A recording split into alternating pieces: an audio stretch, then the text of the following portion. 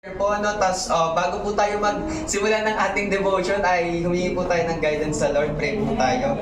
Father God in heaven, Panginoon, hinihingi ko po, Panginoon, ang guidance niyo, Panginoon, na bigyan niyo po ako ng wisdom and knowledge, Panginoon, upang ma-deliver ko po ang salita ninyo, Panginoon. At Panginoon, hinihingi ko po, Panginoon, ang guidance ng Holy Spirit, Panginoon, na siya po ang manguna, Panginoon, ngayon.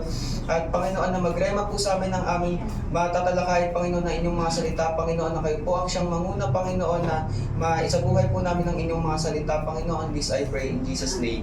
Amen. So, ang tinalakay po natin nakaraan, church, ay yung sa the full armor of God. So, bakit nga ba walang sinabi dun about sa backplate or protection sa likod? So, next slide po. Basahin po natin sa Hebrews 10:39. Ngunit hindi tayo kabilang sa mga tumatalikod, napapahamak, kundi sa may mga pananampalataya at naliligtas. No?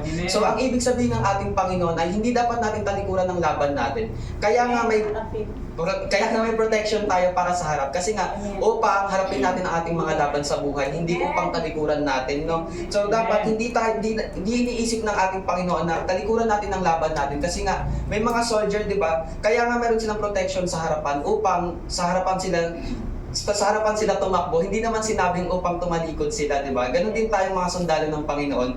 Dapat straight yung pagpunta natin sa ating laban, na hindi tayo tumatalikod kasi nga kasama natin ang Panginoon eh.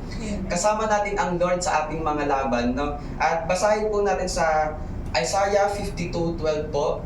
Ngayon ay lalakad kayong hindi na nagmamadali, hindi na kayo magtatangkang tumakas, papatnubayan kayo ni Yahweh at iingatan sa lahat ng saglit ng Diyos ng Israel. No? So mababasa po natin yan, hindi na po natin kailangan ng proteksyon sa likod kasi si Lord po ang ating nasa likod. Ayun po yun, hindi na natin kailangan pa ng protection sa likod kasi lahat ng hindi natin nakikita na ating kahinaan ay si Lord na ang gumagabay sa atin at siya po ang nagpo-protection sa atin sa mga anumang atake ng ating kalaban. No? So, yung pag-usapan po natin yung about sa protection sa likod, hindi lang naman po about sa pagtalikod yun, kundi ang pinag-usapan din po natin na pagtalikod natin sa ating mga dating gawin na sa ating buhay. So, maalala niyo po yung istorya sa Sodom and Gomorrah po, yung sa storya nila. So, next slide po.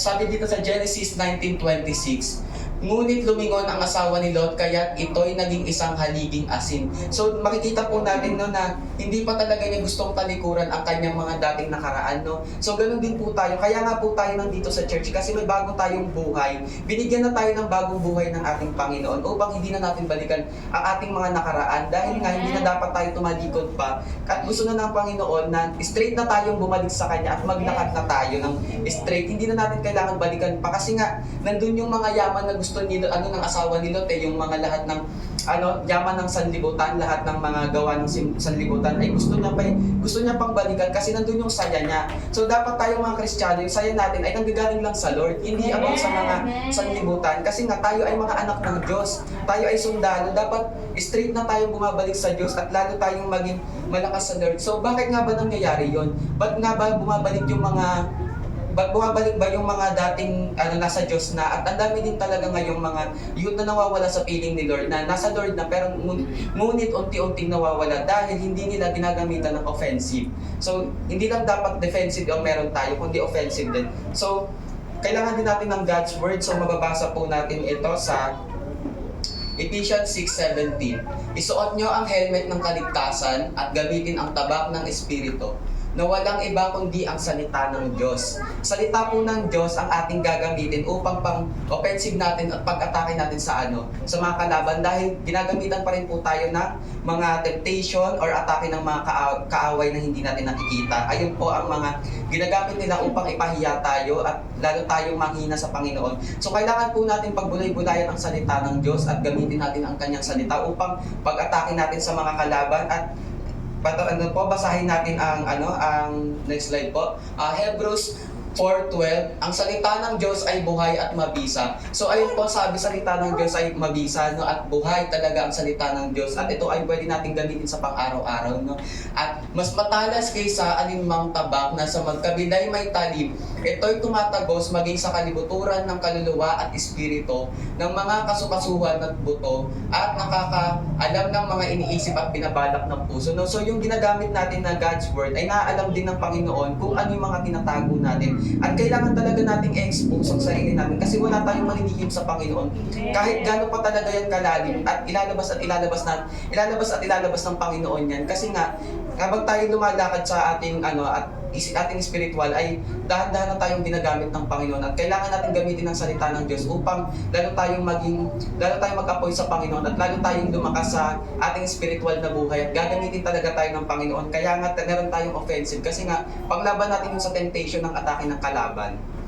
So mababasa po natin dito sabi po dito sa last verse po sa Psalms 23:4. Dumaan man ako sa madilim na libis ng kamatayan, wala akong katatakutan pagkat ika'y aking kaagapay. Ang tungkod mo at pamalo, aking gabay at sanggalang.